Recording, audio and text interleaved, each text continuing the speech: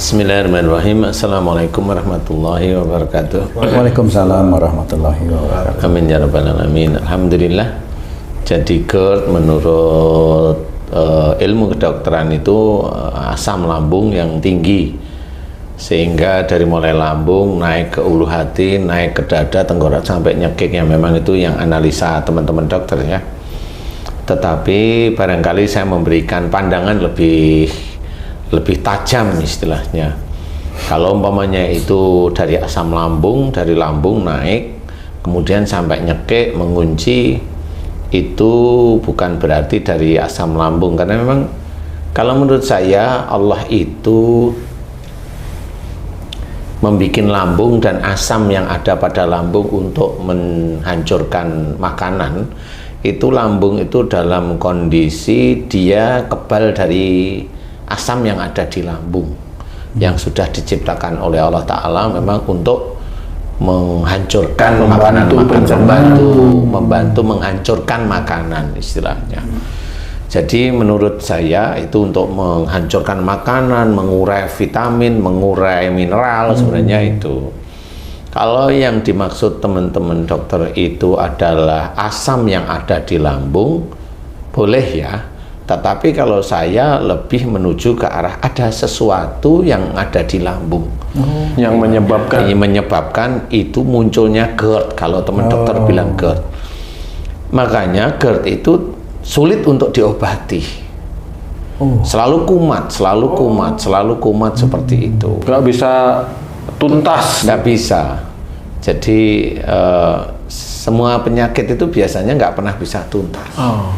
Semua penyakit, walaupun itu gatal-gatal, nggak bisa. Mereda sebentar, iya, tapi nanti gatalnya muncul lagi. Pusing, iya, mereda pusingnya nanti akan muncul lagi. Jadi semua penyakit itu nggak bisa diselesaikan.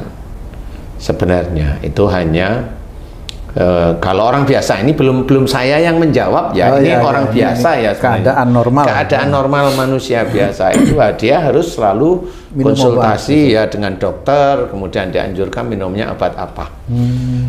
Itu yang sebenarnya sehari-hari yang terjadi pada seluruh manusia, muslim atau non muslim seperti itu. Nah, kalau saya memberikan gambaran dari sisi akhlak, kenapa GERD itu bisa muncul? Nah, GERD itu bisa muncul dari usia berapa? Kalau dia GERD itu muncul dari mulai usia dia remaja umpamanya,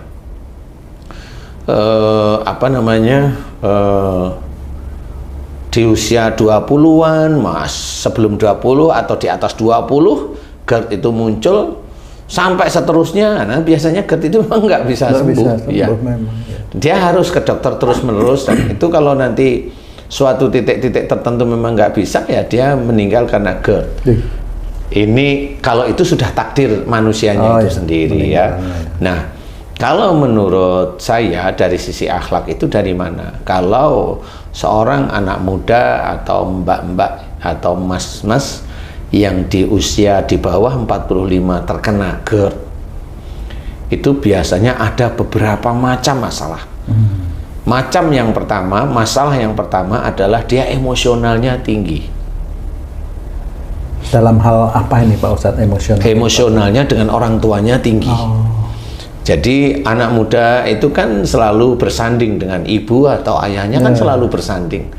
Jadi jarang dia bersanding dengan orang lain. Iya, bersanding dengan orang lain pasti keadaannya happy. Jarang orang yang bersanding dengan orang lain itu keadaannya sedih terus. Keluh kesah itu jarang. Keluh kesah itu kan jarang. Kalau dia malah. Iya, betul. Walaupun dia tinggal jauh dengan orang tua, pasti komunikasi juga emosional. Ya, rata-rata seperti itu. Nanti kan itu bisa kita set satu-satu ya, Ci ya. Jadi yang pertama adalah kalau dia di bawah 45, dari mulai usia 20, 17, 20, 25, 30, 35 itu rata-rata dengan orang tuanya, khusus yang belum menikah ya. Nah, GERD ini diawali dari marah yang kuat. Jadi GERD itu di perut, Perut itu urusannya dengan keluarga. Jadi persoalan keluarga, menyaring yang baik, kemudian membuang yang buruk, kan seperti itu ya. Lambung itu dihancurkan. Jadi kalau ada masalah itu dikomunikasikan. Makanya dalam Islam wasyawirhum fil amri itu kita butuhkan di dalam persoalan-persoalan keluarga. Jadi musyawarahlah kamu dalam segala urusan dunia sebenarnya. Jadi Allah sudah memberikan contoh, kita itu disuruh musyawarah semuanya. Jadi GERD ini adalah emosional di dalam keluarga, marahnya kuat. Marah kuat itu macam-macam, bisa dari genetik, mamanya ayahnya emosional, ibunya biasa, kemudian punya anak cewek emosional kayak ayahnya. Nah, ini berantem terus sama ayahnya. Nah, ini nanti insya Allah bisa kena GERD perut. Ya, itu satu, marah, emosional, marah dengan orang tua itu nomor satu. Karena sama orang lain jarang, karena kalau namanya dia berkomunikasi dengan orang lain, bersosialisasi, kalau nggak nyaman kan pergi dia pasti. Iya, bener. Tapi kalau dengan orang tua kan dia nyaman nggak nyaman itu kan dia pulang pasti.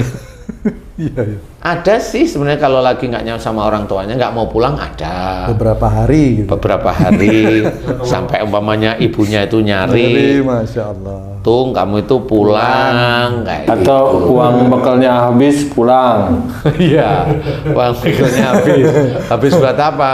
Sekolah kagak gitu ya. Apa tuh?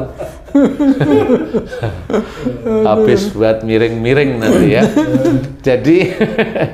Jadi GERD nomor satu adalah emosional, marah yang kuat di dalam keluarga, entah sama ibu, entah sama ayah. Itu akan muncul lebih mudah kalau ayah atau ibunya punya ilmu. Wih, ilmu gimana itu? Ilmu aja, ilmu yang ayahnya. Kan biasanya orang-orang zaman sekarang atau zaman kemarin-kemarin tuh kalau nggak punya ilmu nggak laki gitu loh. Kalau nggak punya ilmu kebal nggak laki gitu. Kalau nggak punya ilmu keselamatan kurang gentle, Kurang pede. Pelet misalnya gitu. Iya, bukan. Kan kadang-kadang gitu tuh, ada juga itu ya. Kan termasuk ilmu itu ya Pak. Saya emang nggak bicarain pelet tuh. Kadang-kadang titit ya gitu tuh. Itu memeletkan diri kalau gitu. Jadi ilmu ini adalah ilmu-ilmu yang dipergunakan untuk menyerang. Umpamanya bapaknya ini yang sering saya lihat di TV-TV itu ada orang yang, atau di YouTube ada orang yang bisa menghilangkan jin. Nah ini dia punya ilmu menyerang. Oh itu ilmu menyerang. Ya itu ilmu penyerang dia punya. Ya. Nah kalau sudah dia punya, mau pakai apa? Amalan-amalan sama. Wah ini saya baca, umpamanya ini yang saya dengar di situ. Kulu geni, hancur ini jin. Nah dia punya ilmu menyerang. Atau bacain ilmu untuk menyerang jin, dia punya ilmu untuk nyerang sebenarnya. Dan ini nggak tahu kalau mamanya dia punya anak yang jengkel sama orang tuanya. Ini kejengkelan ini walaupun disimpan, dia nggak ngomong, marah itu kan kebaca sama ilmunya. Sama ilmunya bapaknya atau ilmunya ibunya. Ini ilmunya tahu si anak ini marah sama empunya ilmu, dia nyerang langsung masuk. Jadi tidak bisa dikontrol itu ilmu. Tidak bisa, ilmu bisa ngontrol. Kata siapa? Orang yang punya ilmu bohong. Kalau saya cerita bohong, dia nggak bisa ngontrol ilmunya. Wih, bahaya. Nah, iya, wong dia keselamatan aja minta ilmunya, mau ngontrol apaan? Oh iya. Kamu itu umpamanya minta sesuatu sama saya, loh kamu kok mau ngontrol saya gimana? Oh iya, nggak mungkin sih? ya. Iya benar ya. Hah? Lah kan gitu. Itu orang yang punya ilmu katanya bisa ngontrol ilmunya itu bohong itu. Bener sih. Ya gimana? Iya, ya kan tadi saya kasih gambaran yang gampang. Kamu itu minta sesuatu sama saya. Iya. Ini saya ilmu nih. Iya bener. Samatin. Suatu ketika kamu ngontrol saya, lah saya kan ketawa. Marah ya jadinya. Lah wong kamu itu dikit-dikit minta aku. Kamu anggap aku itu Tuhanmu, kok kamu itu mau ngontrol aku gimana? Kan gitu. Jadi itu kalau ada orang seperti itu, aku bisa ngontrol ilmunya bohong. Ya. Karena kebanyakan seperti pasien yang punya ilmu itu minta dirontokkan karena sudah bermasalah di dalam keluarganya. Wih. Nah ini yang menjadi GERD lebih cepat. Jadi kalau anak baru marah sama orang tuanya, sekali langsung GERD, itu orang tuanya punya ilmu. Insya Allah langsung saya bisa merinci bahwa orang tuanya punya ilmu. Karena ilmunya yang nyerang anaknya dan nggak mau keluar ilmu itu. Maksudnya ilmu itu masuk tapi di dalam tubuh orang tuanya masih ada juga gitu. Ada, kan yang nyerang anak buahnya. Iya. Pecah-pecah gitu. Iya, kan anak buahnya yang nyerang. Seperti itu. Kan pura-puranya itu komandonya itu di tubuh bapaknya. Nah itu anaknya marah ya tinggal ngomong itu marah tuh, habisin tuh gitu. Ya begitu-begitu. Nah itu GERD akan cepat sekali. Jadi siapapun sedulur beriman yang terkena GERD atau anaknya terkena GERD ini bisa ini menjadi pelajaran ya, menjadi pelajaran bagi anak-anaknya yang terkena GERD ya. Kemudian kalau itu ke orang lain yang sudah dewasa mamanya, yang sudah dewasa itu mamanya sudah berkeluarga, dulu zaman berkeluarga nggak kena GERD, tapi setelah mencoba cari rizki, kok dia kan ada GERD, mamanya GERD, ada yang di sini gerak gini, pindah-pindah begini, masa asam lambung berpindah-pindah, nah ini nggak mungkin gitu. Jadi itu nggak ada ilmunya di teman-teman dokter itu nggak bohong ini halusinasi nih pasien saya pasti seperti itu. Tapi sebenarnya enggak, namanya orang itu kalau diginiin itu kan ya kerasa ya. Nah ini kan kerasa di sini ada gerak ke sini. Nah jadi nggak bisa pasien tuh ngomong ada yang gerak-gerak dok. Bohong nih, penipu nih gitu. Ya kan nggak bisa seperti itu. Di USG kelihatan nggak tuh? Ada yang kelihatan, ada yang enggak. Tapi kalau itu jin biasanya nggak kelihatan. Karena yang gerak-gerak itu ada. Apa yang menyebabkan dia itu terkena GERD, lambung, asam lambung, dan itu nggak pernah bisa terobati, walaupun sudah dibaca-bacain, ya karena memang itu harus ketemu dengan yang diizinkan oleh Allah Ta'ala ahlinya. Jadi di sini pada saat dia itu sudah mulai buka dagang, beberapa bulan terkena GERD, nah itu sudah langsung ketemu bahwa dia disihir atau disantet oleh lawan dagangnya. Dan naruh sesuatu, dibikin sakit, dibikin tutup, dibikin sepi, dibikin macam-macam, sehingga dia sendiri kerasa sakit. Nah ini GERD yang diawali dari sihir. Nah dari inilah sebenarnya terpacu. Orang yang terkena GERD atau terkena sihir itu pasti emosionalnya kan tinggi. Nah kalau dia emosionalnya tinggi terus, GERD itu tidak akan mereda. Saya bilang reda, bukan hilang. Kalau dia bisa meredakan emosionalnya, tidak emosional. Maunya kena itu, yang kena itu ibu-ibu. Dia waktu dulu momennya emosional dengan suaminya, kan gitu ya. Kemudian dia mendengar melihat acara kita, oh nggak boleh ya emosional, oh berarti emosional harus ditata, dirapikan, tidak diumbar, sering berpikir yang lebih jauh tentang kalau mau marah mamanya. Nah dari situlah mulai dia itu mendapatkan hidayah oleh Allah Ta'ala. Pada saat mendapatkan hidayah itu dia mencoba istighfar, mohon ampun terus-menerus, GERD-nya memang nggak keluar. Tapi tidak memberikan reaksi gitu. Nggak memberikan reaksi memang. Dan juga nggak hilang. Nggak hilang juga, dia ada di situ. Karena dia tertib sudah, nggak emosional, nggak ini. Suatu ketika kalau dia nggak terusik, jadi dia bisa. Kemudian kalau suatu ketika dia terusik emosionalnya, entah momennya kalau dia itu punya anaknya sudah mulai gede, jengkelin, nah dia terpancing lagi. Nah ini muncul lagi. Karena memang itu dilarang, marah itu dilarang oleh Allah Ta'ala. Jadi sampai Allah itu memberikan gambaran istilahnya la taktab walakal jannah, jangan marah bagimu surga, itu benar-benar itu harus kita pikirkan, dan bagaimana kita itu belajar tidak marah di setiap keadaan kehidupan kita. Inilah yang harus kita kerjakan. Jadi hadis atau ayat-ayat Quran itu harus kita pakai, nggak hanya cuma kita apalin aja. Makanya Allah menyuruh lintalahum, artinya apa? Lemah lembutlah kamu kepada mereka. Ini perintah Allah sebenarnya. Ini adalah sunnah yang harus dikerjakan setiap saat oleh semua orang, semua manusia, nggak cuma muslim saja. Kemudian kalau ada masalah itu menjadikan kita terpancing atau kita didolimi sama orang lain, Allah menyuruh lagi fa'fu anhum, maafkan mereka. Jadi sebagai seorang muslim, kalau kita didolimi, kita nomor satu memaafkan kesalahan mereka. Loh itu berarti takut Ustaz? Enggak takut. Saya hanya mengikuti perintah Allah.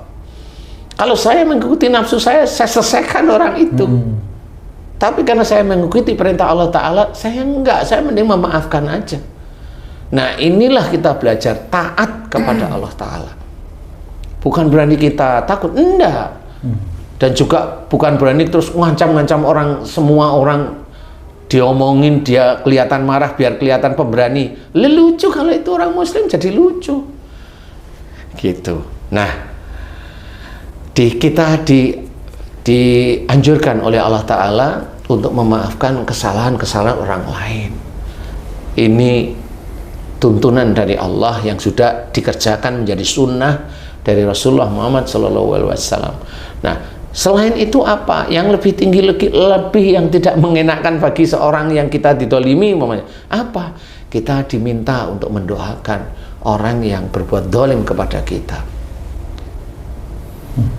Fa'fu anhum, maafkan mereka, wastaghfir lahum, mohonkan ampunan dosa mereka kepada Allah. Itu sulit. Kira-kira yang kayak seperti apa kata-kata mohonkan ampunnya itu Pak Ustaz? Ya, mohonkan ampun itu gini, mamanya aku istrimu, mamanya ini aku doa, ya Allah ampunilah dosa-dosa suamiku yang dulu sering melakukan dan omongannya kepada saya, dan omongannya kepada anak-anak, dan menjadi itu ampuni dosa suami saya. Ampuni dosa suami saya ya Allah, ampuni dosa suami saya, baru muji Allah, subhanallah walhamdulillah wala ilaha illallah, serahkan pada Allah Ta'ala. Seperti itu. Jadi memohonkan ampun ya seperti itu ya. Kalau Haji J juga mau doain istrinya, doain. Kalau Haji J kan cinta banget sama istrinya, ya didoakan. Alhamdulillah. Iya, apa doanya? Ustaz, saya pernah lihat orang sakit GERD, Ustaz. Ya Allah, itu kata dia bilang seolah-olah nih tenggorokan tuh tidak ada lubangnya. Makanan nelen, sakit, napas juga susah. Itu udah seperti orang mau mati gitu. Padahal saya belum tahu kayak apa mati. Tapi kelihatan kelojotannya itu ya. Gitu. Masya Allah. Iya, kalau ini tadi masih di perut nih ya.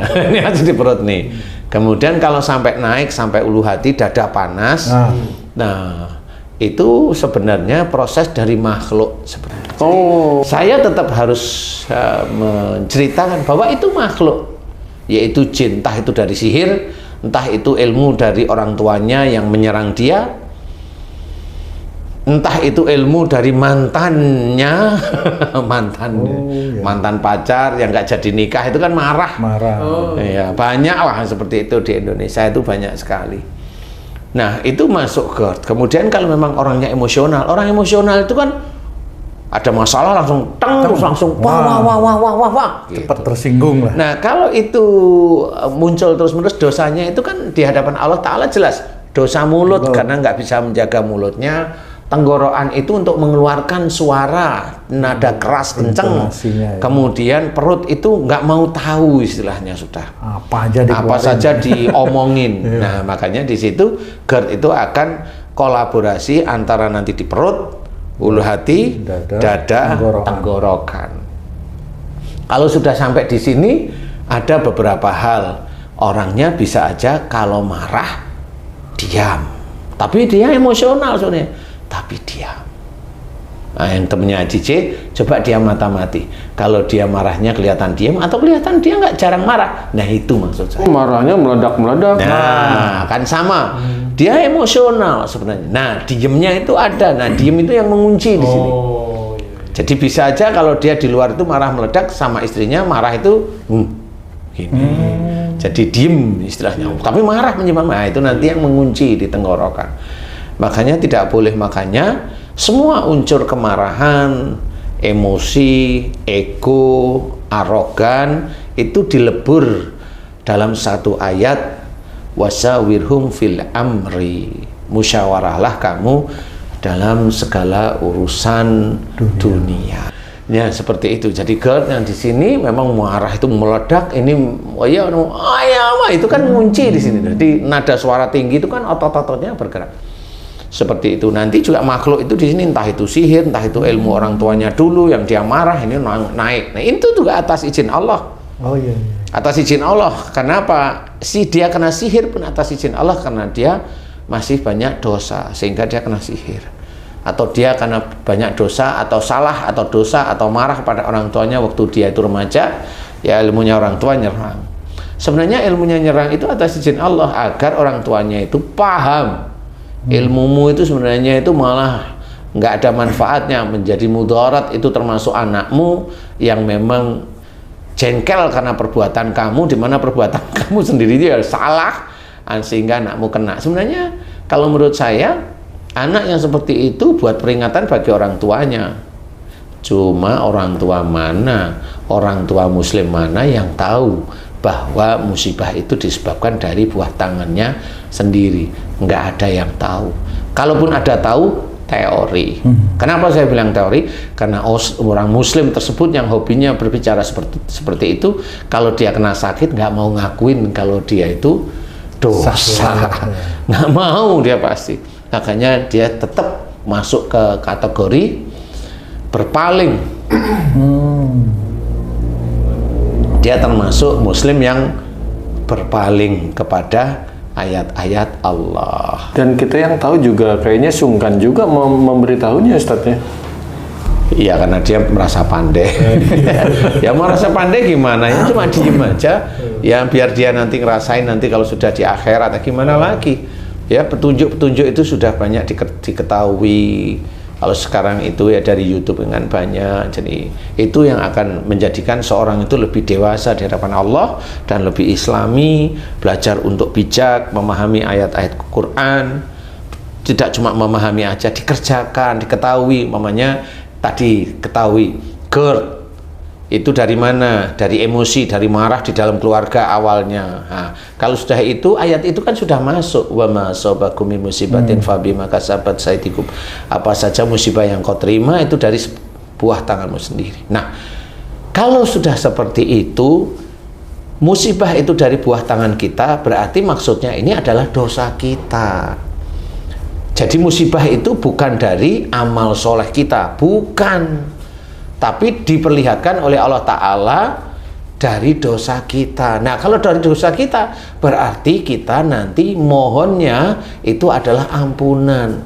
Karena kita sering lalai mohon ampun kepada Allah pun nggak pernah fokus di titik itu.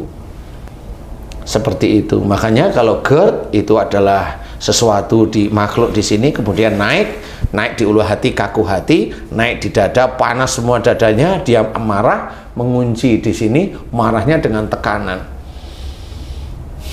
Seperti itu, insya Allah. Jadi kalau seperti itu sudah nanti tinggal dimohonkan kepada Allah Ta'ala ampunan.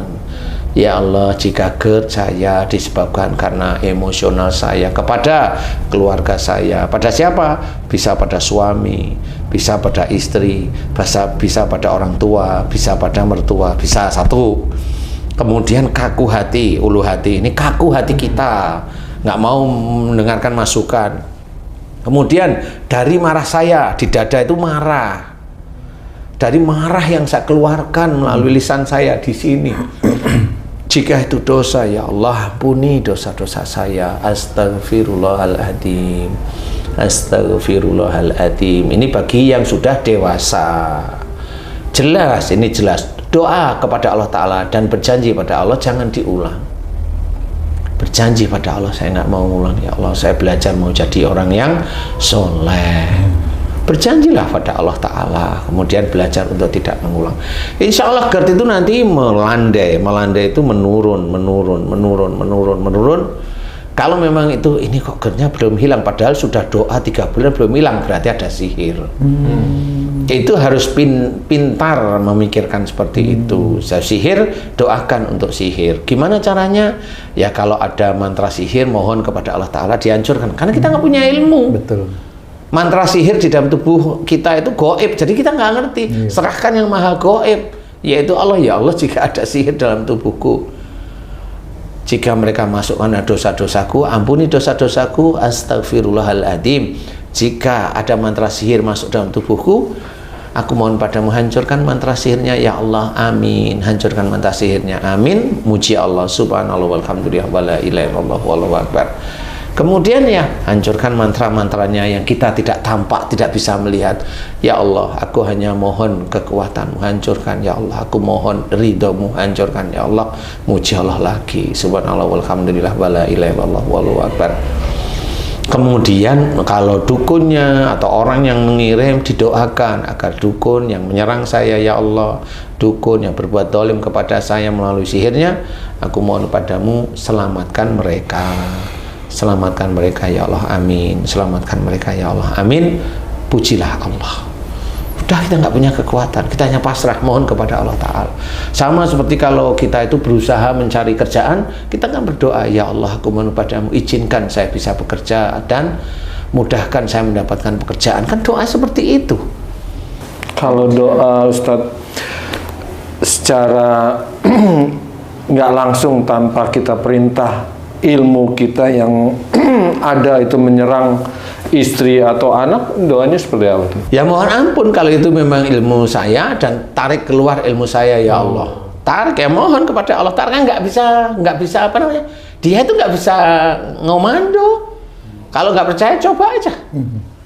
Kalau ilmu itu sudah masuk ke tubuh manusia, udah nggak bisa keluar. Karena pasti ilmu itu masuk ke tubuh manusia itu pasti atas izin Allah. Kalau mau narik keluar gimana? Nggak bisa.